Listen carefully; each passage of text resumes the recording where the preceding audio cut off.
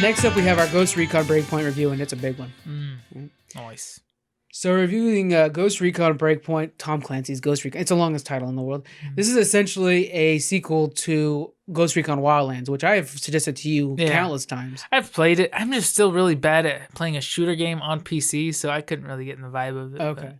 I think if I played it on the Xbox, I probably would have played through it all. It takes a bit to get used to PC. PC is more accurate because you have the mouse, but still, it takes a bit to get used to it. Yeah. To me, Wildlands was a fantastic game. It's one of the few games I actually replay. And the reason I liked it so much is it was kind of a remake of Mercenaries. You remember Mercenaries back in the day, right? I loved Mercenaries. My God. So the point of Wildlands is, and it's actually what they broke about the new game, is they're like, here's a deck, we call it the deck of cards system because that's what was called the Mercenaries. But here's your targets, which branches out to 4 generals essentially, and each general has like 5 guys. And as you kill the 5 guys, the generals are easy to kill, and then once you kill the 4 generals, the main guy's easier to kill. Yeah. That's the whole point of Wildlands. Like, that's the entire game. You have maybe 5 minutes of prep time. You get this person you're working with the whole time, and then they send you out, and you just go do your thing. Each zone scales up and stuff like that, so you can chance it and go higher up and get a better gun and come back, whatever you want to do. The game lets you be in charge. Breakpoint, the sequel to this game, they were like, well, let's figure out what we can do to fix this, and they broke it. They make it to where now it's much more story-driven. There's a whole story to this thing. Yeah, it's the same. So it almost feels like it's a lighter Division and not a heavier Wildlands. So if you guys are familiar with Division, that's their MMO attempt, the shooter MMO, and it's laden with systems. So you have like a complex map system, a complex talent system. Exhausting stuff. All that kind of stuff came to Breakpoint. So it kind of slowed things down for you. It takes about 3 hours of gameplay before you really get in the groove of things. Yeah. That's nuts. I don't know. I mean, if you played, was it Wildlands, you played it for the freedom that you had in the game. The shooter, there's open map, go out and your targets, take them out. I hate when they overlay it with so much, what do you call it? Like the videos that come up, the cinematics, yeah. Where you don't really keep you on rails. Yeah, exactly. You have to stop and you have to get to this destination before you can continue, and then it plays another cinematic, and then you have to get to that destination, shoot these guys, and then it'll do another cinematic. No, I'll watch the movie. Like, if that's what it is. There's some games, where you really like that, like the Walking Dead one was Telltale Games. Telltale Games, yeah. But that's you buy that game knowing that's what you're buying. That's what it's for. Yeah, if you buy Call of Duty, you want a full off the rails, get to the destination, kill the target, and move on. So much like Far Cry, Wildlands, the way it worked is you have these targets that are out in these basically fortresses and bases, and you could choose how you penetrate the base. So the first trailer for Wildlands, the reason me and Daniel were like, we have to own that game, is it showed these like 3 different ways where you can like snipe everybody from a distance.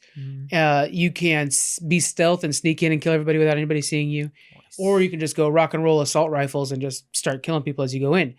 And it depends on whatever mood you're in, right? Yeah.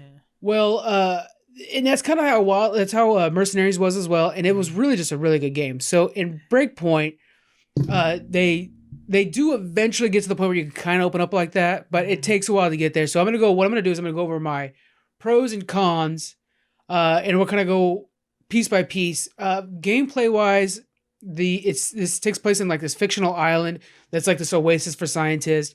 Now taken over by an old Ghost member, so like an elite soldier, and so you're taking over this like basically this future tech island is essentially it. So the old one was I think in Bolivia, and it was kind of a real world thing, which is one of my complaints later on as we go on. It's like if Stark Tower was an island. Yeah. Okay. Yeah. Yeah. And then some like and then Deathstroke took over. Wrong DC, nice. But yeah. There you go. So that's basically what happened. Boy, that kind of nailed it. This one big problem with this is it's laden with microtransactions. I'm using laden too much, but with a lot of microtransactions. It's to the point where you can actually buy a better gun with money, which is the pinnacle of screwing up microtransactions. Microtransactions should make it more appealing to the individual, but never affect the actual skill or ability in the game, the gameplay. In a single player game, so this is not for multiplayer. Multiplayer game, you have to kind of still keep it within the realm. But in a single player game, if I pay $2 to look like Santa Claus out there, that's tight. That's fine. Yeah. But if all of a sudden Santa Claus is shooting a more powerful gun, that's a problem. That's a problem. Now, if it's a multiplayer game, I understand that you should still keep it within the realm of reality because then me seeing a Santa Claus takes me out of my game. So there's that. Yeah. That's an argument that can be had. Yeah. Right. So they have addressed some of the microtransaction issues, but they're still in there, and they're very heavy with them. You do have an in-game currency. It's just the normal stuff you guys already know about. You do get that in-game currency very easily, which I used right away. And then there's Uplay points, which is a whole other currency, but I had those left over from other Uplay games, which is too many of them, to be honest with you. So I was able to buy an upgraded gun right off the bat. So I'm guilty of this as well. Let's go over some of the pros. Looting is super easy. So when you shoot somebody, like it'll have like, say they go down, it'll have like a little white icon showing that, oh, they have ammo on them, and oh, maybe they have some gear. Yeah. So as soon as you walk over the body, you just automatically pick it up. It even shows like a little animation of you bending down and picking it up. But you don't like stop. Your stride is still the same. So it's very fast. I really liked that. But it stops for an animation, right? Well, it's just kind of like you like leaned over, grabbed it while you're walking. Oh, okay. So it's kind of like clean. They did a really good job. It has a new class system, which a big part of Wildlands was you could team up with your friends and play, or you could just use a squad that's in game. Yeah. And a lot of times, like when we're having fun, we team up together. But then if it's like a hard mission, we're like, all right, guys, do your own mission. Go away. Because the squad in game is accurate. and you know, Daniel keeps missing his shots. And all of a sudden, I'm alerting everybody in the base. There can only be one rookie in my team, and it's got to be me. Yeah, exactly. You guys are really better at reviving, and these guys are on top of it. So they have these new class systems where, you know, it's your central classes you see and everything else, tank, healer, whatever. And they did a good job with that, to where it encourages more team play. Because if I'm going to go out there and be like the beefy guy, and I have friends that are playing, and be like, hey, why don't you be the healer so we kind of work together well? I always kind of like when they do that. It really helps out a lot. On that note, there is a class that I'm a marksman of mine. And then you can kind of go into the drone tech. The drones were one of the things that made Wildland really unique. You could use your drone to scout the base before you go in, and you could level up your drone. It became basically cheating, where you could blow up your drone and make an explosion. So think of it this way, where like, oh, your job is to penetrate that base and kill this one guy. Okay, I'll just stand on the ridge nearby, fly my drone in, which I've leveled up to where it has endless battery and endless range almost, go into that guy's living room and detonate. And then I just won that level. So they did take out that explosion thing. But so when you would do that, what would happen after you detonate? Or is the mission over and you won? Mission complete. Oh, okay. Yeah. So and leave the zone. You have to leave the zone to be safe, but you did it from outside the zone, so you're okay. Yeah. So I would make it so that to tweak it to make that more accurate or more balanced, that you're vulnerable. You're using, you know, a screen or VR or whatever to operate your drone. So during that time, you should be way more vulnerable to attacks from anybody who's passing by. Like 2 shots and you're dead kind of thing. Yeah, because you're out. There has been times you have to cancel the drone real quick because I have people coming in. Yeah, and then afterward, I mean, people are seeing your drone enter their camp. Yeah, they're you know trying to find it, but at the same time, you have to be careful how close you get to people with your drone because it'll alert them. Yeah, there should be other people like scouting. Like, okay, we know there's a drone here. Where's that guy? What ridge is he standing on? Yeah, trying to find you personally. So there should be like, as soon as your drone detonates, there's people on you. That's one of my big complaints we'll get to is how they've changed how it feels to play. It should be Grand Theft Auto at least 4 stars, if not 5 stars, as soon as you detonate. And there are times that it's that way in Wildlands as well. Oh, okay. One thing was fun with the drone is, so there's this thing where like you're working with rebels in Wildlands, and you kind of are in Breakpoint as well. And so anytime you can like get medical supplies for them or anything like that, would be great. So the bad guys, this drug kingpin and his whole cartel in Bolivia, they'll have like this ambulance. It was a bug that was hilarious. They'd have like this ambulance, and then with 2 gunners in front of it, and a lot of times there would be a helicopter, a gunning helicopter above them. And the idea is that you take those guards out and then steal the supplies out of the ambulance. So the easy way to do it is take your drone, kind of prep yourself up, take the drone, fly up next to them, detonate. Especially if you get the first one, detonate, you destroy 3 of the vehicles, you can get a certain sniper rifle, which I could tell you exactly where to pick it up in Wildlands. Yeah. 1 shot at a helicopter blows it out of the sky. It's a sniper rifle. So you kind of learn all these stuff.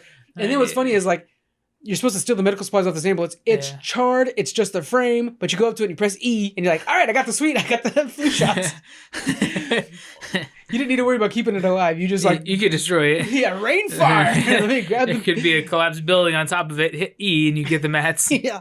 So it was a bug, but it made the game fun. Yeah. They fixed all the bugs and I'm not happy about it. Right.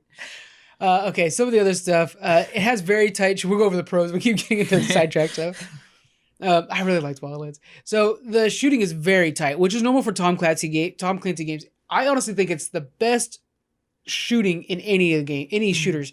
They feel very impactful. All your shots, the sound effect of a bullet going into somebody when you're shooting actually feels like you can feel the bullet sinking into them. Yeah. They do a very good job about that. And then like with Tom Clancy games, if you shoot somebody in the head other than Division can be shaky. But if you shoot somebody in the head, then they're dead. Yeah. And then, so a lot of times with Wildlands and this game, with Breakpoint, you're going around and you're just like, pop, pop. You shoot one in the chest, and then you shoot him in the head. Or you shoot him in the head, and then you make sure to put one on, So you're just two-shotting everybody. You're double-tapping everybody. Yeah. And it feels like it gives you that mix of this is real and I'm a badass. So if you only shoot them in the chest, there's a chance they survive? Well, they'll be on the ground reeling, or they'll like stumble, and then they'll kind of get a couple more shots off. Okay. So yeah, it doesn't it's not like it takes them all the way out, but the head definitely takes them all the way out. Does it vary? Unless they're wearing a helmet. Does it vary pretty accurately based on where you shoot them? Very much so. Okay. If you shoot him in the shoulder, he can keep coming at you. Oh yeah. Okay. And if you shoot him in the legs, they're down. Okay. It's very accurate. And what's nice is like I like to go sniper mode, so I like to sit on a ridge somewhere else, use my drone to kind of to spot everybody, because then it puts like marker on everybody, so I know where everybody's at because I just checked them out with the drone.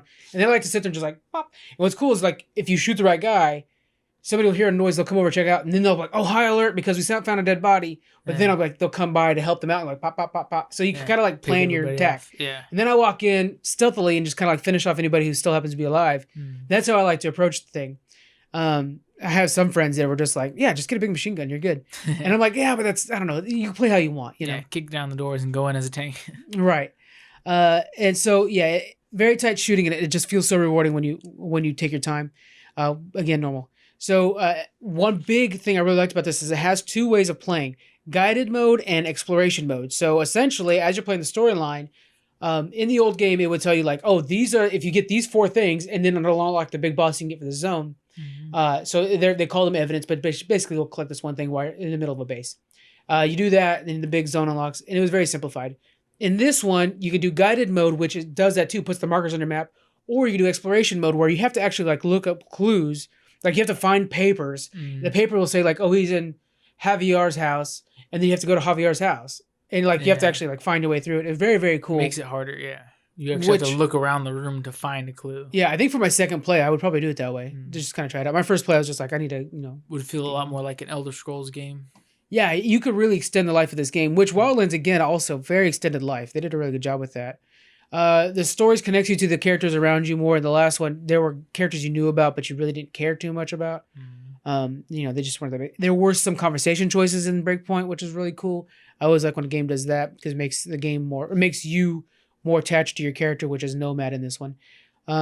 You do use the clues to solve investigations, and it's a little bit more defined, which this is also a negative for me later on. But before it was kind of like just points on a map you're going to. And in this one, it makes sense where you're like, okay, I got clues. That from these clues, I found out this piece of evidence. This piece of evidence tells me that I have to go for Mike at this place. Like it actually kind of makes sense of how a person would approach the situation. One really cool thing is, so Intel in the old game was just papers on desks or something like that. Yeah. Now, and there were special moments where you had to capture somebody. Now, while you're fighting through a base, you'll see some guys with a little I, like a letter I over their heads. Yeah. If instead of killing that guy, you can go up to him, or you can like just knock him. You can go up to him and capture him, bring him somewhere quiet, and ask him questions and get intel out of him, and he'll tell you where like the nearest guns are at and stuff like that. Nice. That's kind of a nice addition. Yeah. Let's see. There's 2 different kinds of missions. There's main missions and faction missions. So they added a whole nother level of missions, and it does play well. At first I was kind of like, I don't know about this, but it plays well. And then the last thing is they added a PvP system, and they added raids once you get to 150 gear score. So there is a whole back end of this game that I haven't gotten to yet. That's pretty cool. Now for the cons. All right. The map system's overly complex. A lot of these cons are they try to make it too much like Division. So the map system's overly complex. They try to make it like too fancy, and all you do is bog down the game when I have to go through all your buttons to find what I'm looking for. Yeah. Much of the inventory layout and stuff like that, again, is more complex and is much more like Division, which for Division is fine because it's an MMO. You're meant to take a long time choosing your gear. Yeah. I just want the gun with the green arrow up or the red arrow down. That's all I need to just go fast. But yeah. The story, while more dramatic in the fact that it keeps me into it, it also slows things down a lot.